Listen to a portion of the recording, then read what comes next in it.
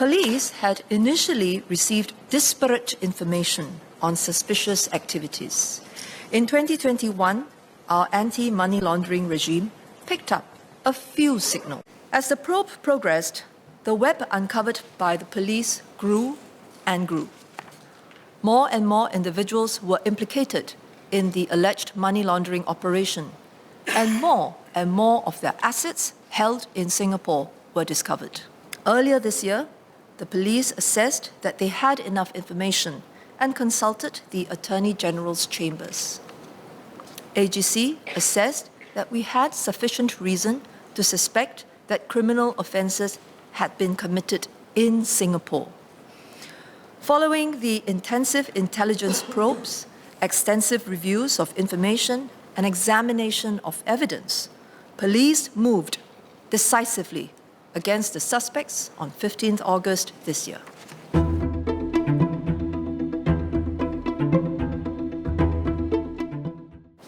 There has been some speculation circulating in news outlets, internationally and domestically, that this operation was carried out at the behest of China. This is completely untrue. Singapore does not need another country to tell us what to do to enforce our laws, nor will we do anything unless it is in our own interests. In this case, we started investigations because we suspected that offences had been committed in Singapore. Once we confirmed our suspicions, we acted.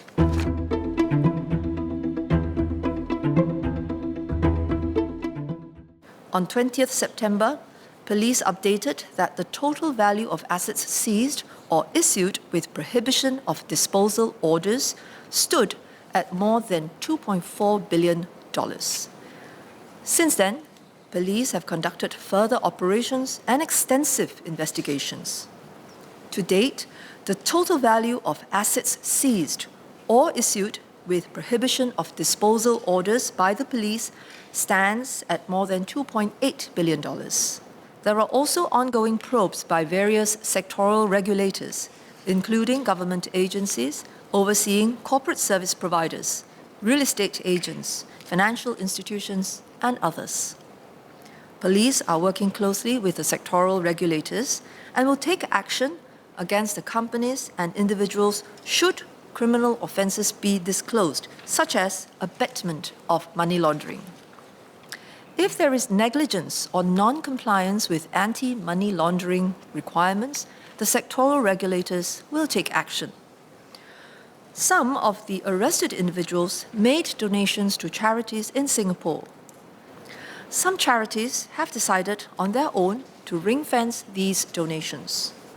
Others have made police reports and plan to surrender the monies to the police.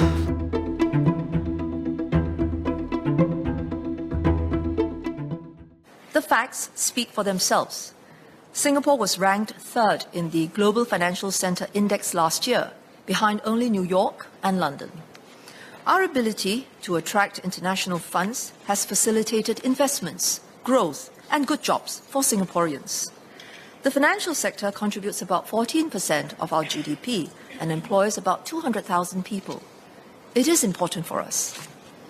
When we open for business, and we must be, criminals will also try to exploit the same economic openness and our strong reputation for the rule of law to launder their illicit funds and create the appearance of legitimacy. In fact, all major financial hubs, not just Singapore, are vulnerable. The same characteristics that make them attractive as financial hubs also make them attractive targets for money laundering. Reputable jurisdictions like Singapore take our anti-money laundering responsibilities seriously and pursue cases thoroughly. Just as low crime does not mean no crime, zero tolerance of money laundering does not mean zero occurrence. This is not the first time Singapore has detected and acted against such money launderers, nor will it be the last. As I mentioned, we have been undertaking ongoing reviews in the various sectors to tighten our anti-money laundering regime. Learning from this case, we will consider further measures to strengthen our regime.